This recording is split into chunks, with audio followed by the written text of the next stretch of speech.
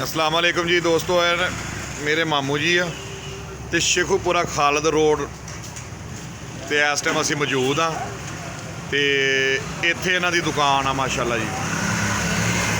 आफ्ताब समोसे वाला इन्हां दा नाम आ। ਇਹ ਤੁਹਾਨੂੰ ਵਿਜ਼ਿਟ ਕਰਵਾ ਰਹੇ ਹਾਂ।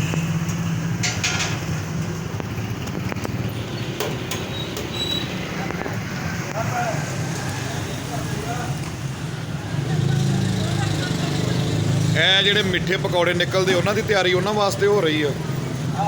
ਹਾਂਜੀ ਹਾਂਜੀ ਤੇ ਇਹ ਰਾਣਾ ਸਰਫਰਾਜ਼ ਸਾਹਿਬ ਨੇ ਜੀ ਮਾਸ਼ਾਅੱਲਾ ਇਹ ਨਮਕ ਬਾਰੇ ਕੱਢ ਰਹੇ ਸਾਡੇ ਸਾਹਮਣੇ, ਹੁਣ ਕੱਢਣਗੇ ਵੀ ਤਾਜ਼ੇ ਨਮਕ ਬਾਰੇ।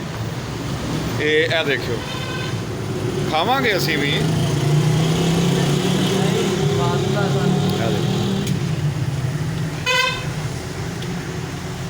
ਇਹ ਮਿੱਠੇ ਪਕੌੜਿਆਂ ਦੀ ਚਾਣੀ ਤਿਆਰ ਹੋ ਰਹੀ, ਯਾਨੀ ਕਿ ਚੀਨੀ ਆ। ਅੱਗੇ ਇਹਨਾਂ ਨੇ ਜੋ ਵੀ ਪ੍ਰੋਸੀਜਰ ਕਰਨਾ ਵਾ, ਇਹ ਉਹ ਬਣਨੇ ਮਿੱਠੇ ਪਕੌੜੇ ਜਿਹੜੇ ਅਕਸਰ ਦਾਤਾ ਸਾਹਿਬ ਜਾਈਏ ਤੇ ਉੱਥੋਂ ਮਿਲਦੇ ਆ। ਇਹ ਆ ਮੈਂ ਹੁਣ ਨਾ ਤਾਜ਼ਾ ਨਮਕ ਪਾਰਾ ਵੀ ਚੈੱਕ ਕਰਨ ਲੱਗਾ।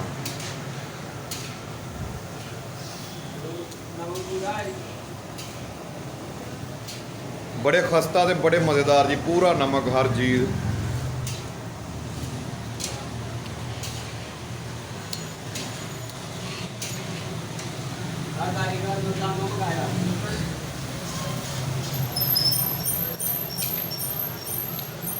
ते ये अपने कारोबार का तुहानूं दस रहे हैं जी, अपने कारोबार दीयां बहारां।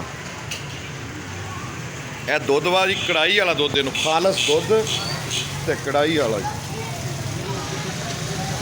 जिस तरह तुहानूं दिस रहा होना उत्ते मलाई भी आई है।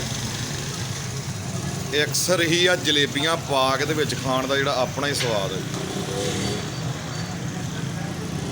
ये राणा मुहम्मद असलम साहब बाबा जी बैठे हैं माशाल्लाह जी, किड्डे खूबसूरत लग रहे हैं।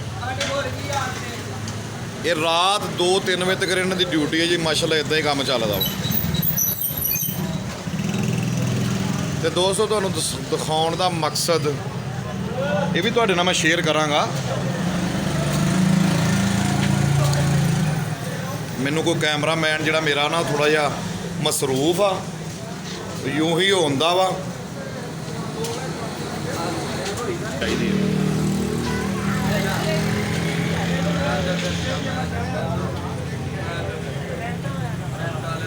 दोस्तों कस्टमर खलोते माशाल्लाह।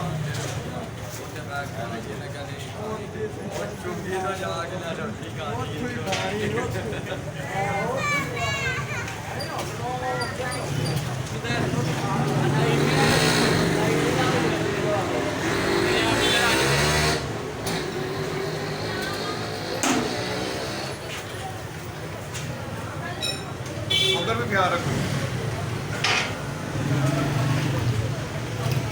दोस्तों। गल करने का मकसद ये है कि कोई भी चीज़ है ना, अगे आ जाए मेरा कैमरामैन, अगे आ जाए।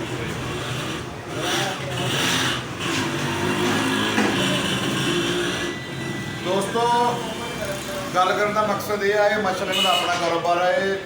बाबा जी ने ये दो इन्हां दे बेटे आ ते मेरे मामू ने, ये मेरे कज़न ने। ते जिस तरह मैं अगे भी तुहानूं अक्सर दसदा रहना वा कि अपना कारोबार दे विच 90% फायदा हो। तो इन्हां दी माशाल्लाह मौज लगी आ। इन्हां नूं 2-3 बजे तक भी वेले नहीं पैंदे।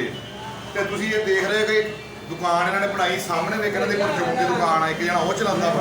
लाभ करो इसे तरह ही वेले नहीं पैंदे। और एक बंदा 10-10 मुलाजम भी होना, उन्नी इनकम उन्होंने जिन्नी एक बंदा कमा रहा माशाल्लाह। तो दोस्तों अपने कारोबार को तरजीह दवो, अपने कारोबार के ही फायदा वा। और जो तुम चाहते हो ना तो तुम्हें मिलेगा भी। और शायर ने बड़ी प्यारी गल कही, पैर कहता कि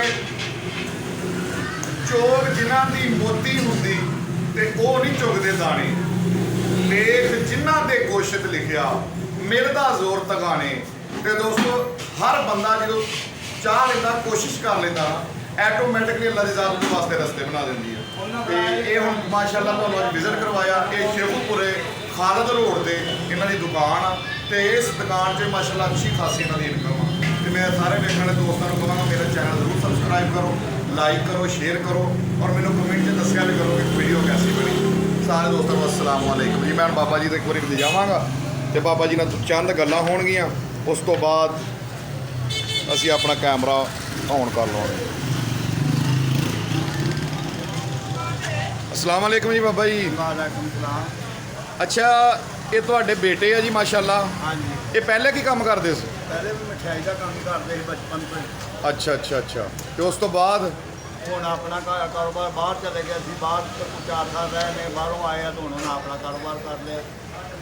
ਉਧਰ ਜਾਏ ਬਾਬਾ ਜੀ ਇਹ ਦੱਸੋ ਕਿ ਇਹਨਾਂ ਨੂੰ ਬਾਹਰੋਂ ਤੁਸੀਂ ਕਿਉਂ ਸੱਦ ਲਿਆ? ਬਾਹਰ ਵੀ ਲੋਕ ਕਾਫੀ ਕਮਾਈ ਕਰਦੇ ਆ ਤੇ ਉੱਥੋਂ ਕਿਉਂ ਸੱਦ ਲਿਆ ਇਹਨਾਂ ਨੂੰ? ਉੱਥੋਂ ਨਾਲੋਂ ਤੁਹਾਨੂੰ ਜ਼ਿਆਦਾ ਫਾਇਦਾ ਇੱਥੇ? ਉਥੋਂ ਨਾਲੋਂ ਇੱਥੇ ਜ਼ਿਆਦਾ ਫਾਇਦਾ ਘਰ ਦੇ, ਆਪਣੇ ਘਰ ਦੇ ਵਿੱਚ ਆਪਣਾ ਕਾਰੋਬਾਰ ਹੈ। ਅੱਛਾ, ਯਾਨੀ ਕਿ ਹੁਣ ਦੋਨੇ ਬੱਚੇ ਵੀ ਤੁਹਾਡੇ ਇੱਥੇ ਆ, ਤੁਸੀਂ ਵੀ ਇੱਥੇ ਹੋ। ਹਾਂਜੀ। ਤੇ ਬਾਹਰੋਂ ਚੰਗੀ ਭਲੇ ਕੋ 50-60 ਹਜ਼ਾਰ ਦੀ ਤਨਖਾਹ ਇੱਕ ਜਣਾ ਲੈਂਦਾ ਹੀ ਹੋਏਗਾ ਨਾ, ਮਾੜੇ ਤੋਂ ਮਾੜਾ ਵੀ। ਜ਼ਿਆਦਾ ਬਥੇਰੀ ਨਹੀਂ ਦੇ ਸਾਨੂੰ। ਤੇ ਯਾਨੀ ਕਿ ਹੁਣ ਤੁਹਾਡਾ ਖਾਤਾ ਉਹ ਪੂਰਾ ਹੁੰਦਾ ਵਾ ਜਿਹੜਾ ਬਾਹਰ ਸੀਗਾ? ਅਲਹਮਦੁਲਿਲਾ ਰੋਟੀ ਲੱਭਦੀ ਪਈ ਆ। ਮਾਸ਼ਾਅੱਲਾ। ਤੇ ਤੁਸੀਂ ਇਸੇ ਤਰ੍ਹਾਂ ਆਪ ਹੀ ਮਾਸ਼ਾਅੱਲਾ ਕੰਮ ਕਾਰੀਗਰ, ਤੁਸੀਂ ਵੀ ਕਾਰੀਗਰ ਹੋ ਮਠਿਆਈ ਦੇ? ਮੈਂ ਵੀ ਕਾਰੀਗਰ ਹਾਂ। ਠੀਕ ਹੋ, ਆਪ ਹੀ ਬਣਾਉਣਾ ਤੇ ਆਪ ਹੀ ਮਤਲਬ ਖਾਲਸ ਹੀ ਵੇਚਣਾ। ਹਾਂਜੀ, ਤੇ ਦੁੱਧ ਇਸੇ ਤਰ੍ਹਾਂ ਹੀ ਹੁੰਦਾ, ਇਸੇ ਤਰ੍ਹਾਂ ਹੀ ਗਾਹ ਵੇਚ ਦਿੰਦੇ? ਹਾਂਜੀ। ਠੀਕ ਹੋ ਗਿਆ ਜੀ।